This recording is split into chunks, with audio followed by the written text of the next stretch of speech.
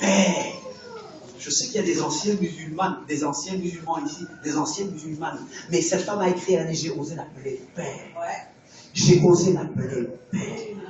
Amen. On va voir ça tout à l'heure. Parce que tous les prophètes rendent témoignage de lui. Tous les prophètes, tous les vrais prophètes rendent témoignage de lui. Nous allons ouvrir la Bible. Nous allons ouvrir la Bible dans Jean. Puis on va aller dans Actes. On va rester un peu dans ces deux livres-là. Et je rappelle que ce message, le Seigneur nous le donne ce matin parce que nous avons baptême. Et pourquoi est-ce que nous nous faisons baptiser? Nous le verrons. Pourquoi avons-nous choisi ce baptême? Au nom de Yeshua. Yeshua, c'est Jésus. Je vais dans Jean 14. Je vais dans Jean 14 et quel est le contexte? Quel est le contexte?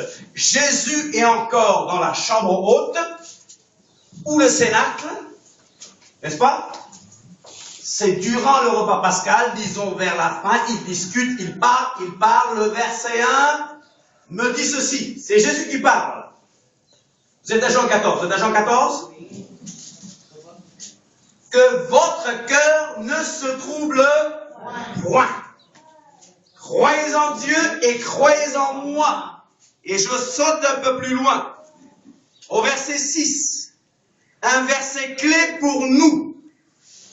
Jésus dit, je ne donne pas le contexte pour ne pas perdre du temps, mais Thomas lui dit d'abord, Seigneur, nous ne savons pas où tu vas, comment pouvons-nous en savoir le chemin? Mais Jésus lui dit, je suis le chemin, la vérité et la vie.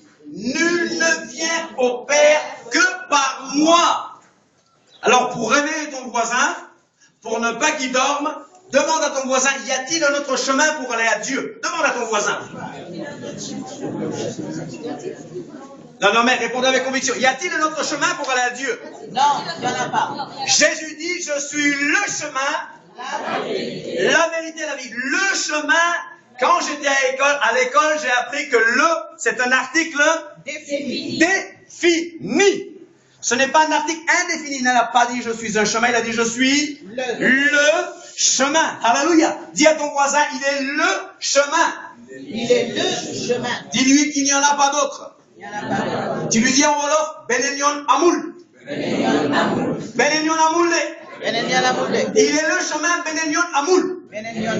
Et je rappelle que tous les prophètes rendent témoignage de lui. Alors plus tard, au verset 16, au verset 15 d'abord, l'une des raisons pour laquelle nous nous faisons baptiser au nom de Yeshua, c'est commandement. Bien sûr, quand on vient des nations, on est baptisé au nom du Père, du Fils et du Saint-Esprit, d'accord? Vous me comprenez? Au verset 15, il est dit, si vous m'aimez, gardez mes commandements. Celui qui aime Jésus, garde ses commandements. Le baptême est un commandement de Jésus. Le baptême est un commandement de Yeshua. Dis à ton voisin, écoute, c'est un commandement de Yeshua. Dis, je me suis fait baptiser, parce que d'abord c'est un commandement de Yeshua. Hubert, tu dis à ta femme, je me fais baptiser parce que c'est un ordre de Yeshua. Dis-le à ta femme maintenant. Je veux t'entendre, Hubert. Dis-le vite. Je me fais baptiser parce que c'est un commandement de Yeshua. Je me fais baptiser parce que c'est le commandement de Yeshua. Alléluia. Et au verset 16, il dit, et moi, je prierai le Père et il vous donnera un autre consolateur.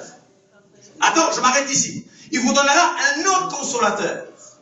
Nous avons vécu, nous vivons parmi des gens qui nous disent que Jésus a prédit un prophète. Vous savez de qui je parle, d'accord? Je ne cite pas de nom ici, d'accord? Et ils disent que c'est dans la Bible. Alors là, il faut leur demander quelle Bible? Parce que dans le livre que je lis, qui est la parole de Dieu, il est dit, et moi je prierai le Père et il vous donnera un autre consolateur, c'est-à-dire un autre assistant. Oh, rabababa. Il me donnera un autre assistant, un autre qui sera à mes côtés. Et il dit, afin qu'il demeure éternellement avec vous. Connaissez-vous un prophète qui est demeuré éternellement avec les autres? Non. Ils sont tous morts. Tu as raison, ils sont tous morts. Il n'y a qu'un seul prophète qui est vivant en ce moment. Bien sûr, Dieu n'est pas le Dieu des morts. Il est le Dieu des vivants. C'est le Dieu d'Abraham, d'Isaac et de Jacob, d'accord? Vous comprenez ce que je veux dire? Mais cet assistant-là allait demeurer. Tu diras à ton voisin que quand on dit demeurer, c'est-à-dire rester, habiter. On n'est pas de passage, on devient un résident permanent. Tu dis à ton voisin là. Quand on dit demeurer éternellement, c'est-à-dire que quand on vient, on reste pour toujours. Réveillez-vous, mais réveillez-vous, mais réveillez-vous. Donc, pourquoi est-ce qu'il ne s'agit pas de ce prophète-là? Parce que la Bible dit clairement qu'il s'agit du verset 17, l'esprit de vérité que le monde ne peut pas recevoir. D'abord, quand on est du monde, on ne peut pas le recevoir. Dis à ton voisin, quand on est du monde, quand on ne fait pas partie du peuple de Dieu, quand on n'a pas été greffé à l'Israël de Dieu, quand on ne fait pas partie de cet arbre-là, que Dieu cultivait et sur lequel il nous a greffés, on fait partie du monde, mais le monde ne peut pas recevoir cet esprit-là. Parce qu'il ne voit point. Et ne le connaît point. Le monde ne le connaît point. Non. Tu as raison, il y a un enfant. Non. Le monde, si vous taisez les enfants, prêcheront. Si vous taisez les pierres, parleront.